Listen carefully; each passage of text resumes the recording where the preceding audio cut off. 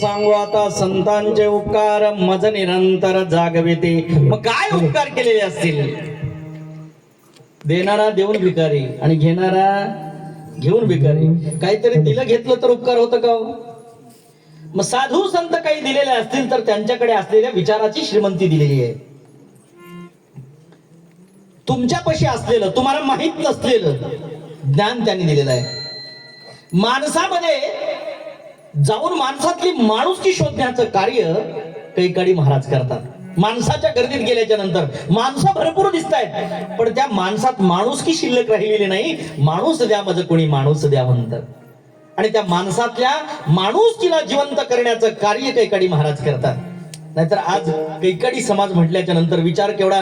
कैकाडी समाज म्हणजे टोपले विणण्यापुरता, कैकाडी समाज म्हणजे गाढवं ठेवण्यापुरता, कैकाडी समाज म्हणजे डुकरं ठेवण्यापुरता, एवढ्या पुरताच आपण समजतो. पण त्याच्यापेक्षा श्रीमंत समाज जो भटका विमुक्त आहे, भटका विमुक्त असला तरी या समाजामध्ये देखील असंख्य हिरे आहेत, असंख्य साधू आहेत, असंख्य संत आहेत. यांच्याही पोटी नररत्नाची खान जन्माला आलेली आहे, ते म्हणजे कैकाडी महाराज.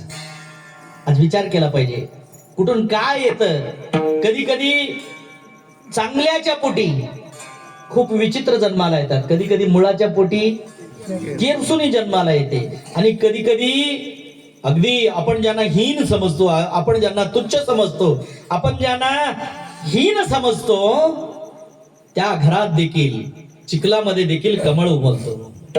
बरोबर आहे ना? पण आज ज्या वराहाला, ज्या डुकराला आपण कमी लेखतो, पण त्या काळामध्ये कैकाडी समाज डुकर पोसण्याच्या मागचं सगळ्यात मोठा हेतू म्हणजे त्या काळातलं स्वच्छता अभियान राबवण्याचं कार्य डुकरांनी केलेलं आहे, वराहांनी केलेलं आहे. नवे नवे त्याला कमी लेखण्याची गरज नाही. स्वयं दशावतारापैकी एक अवतार भगवान परमात्म्याने वराहाचा घेतलाय. मग डुक्कर काही कमी आहे का?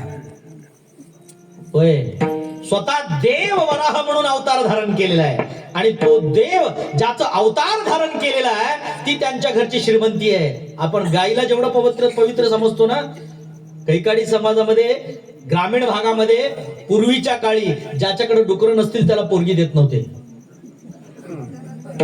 खरं आहे का माय? खरं आहे ना? बरोबर आहे. राजस्थान मध्ये बिडी वडत नाही पोरग म्हणजे त्याला पोरगी देत नाहीत राजस्थान मध्ये. कारण थंडीच्या कडाक्यामध्ये अंगात गरमी राहायचं असेल तर त्यांना बिडी वडावं लागतंय.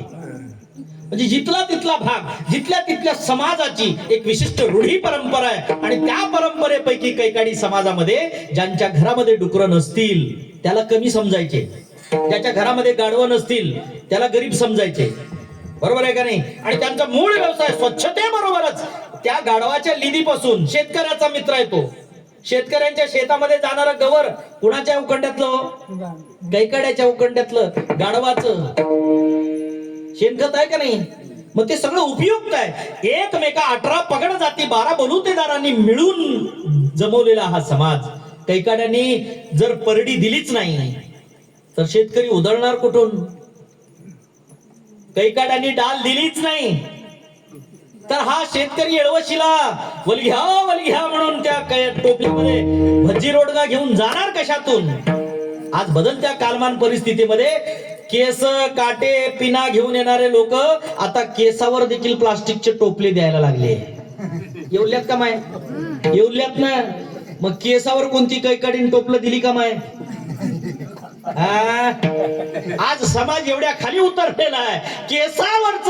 अरे ते टोपले घेऊन आमच्या माता माऊलीच्या डोक्यावरची केस गेली, पण केसावर नाही, घरात जर कैकाडीन आली तर त्या कैकाडणीला लक्ष्मीचं स्वरूप समजून आपण काय करतो, आपल्या शेतामध्ये पिकलेल्या धनधान्याची रास आपण जसं आपल्या मातंग ऋषीची संतान असलेल्या मागणीला देतो, तद्वत आपल्या कैकाडीन माईला देखील काय करतो, आपल्या घरातली शेतातली रास रास म्हणून देतो आणि लक्ष्मी म्हणून देतो. कारण आमच्या घरात ज्या पर्णीत अन्न येणार आहे, ज्या डालीत आमचं भजी रोडगा शेताला जाणार आहे आणि ते कुठून आलेलं असेल तर पवित्र अशा कैकाडी समाजाच्या घरातून आलेला आहे.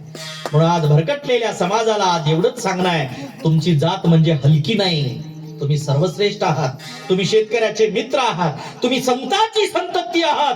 फक्त व्यसनाधीन अवस्थेमध्ये न राहता तुमच्या गळ्यामध्ये तुळशीची माळ आणि मुखामध्ये जसं कैकाडी महाराजांच्या गोपाला गोपाला देवकी नंदन गोपाला होतं ना,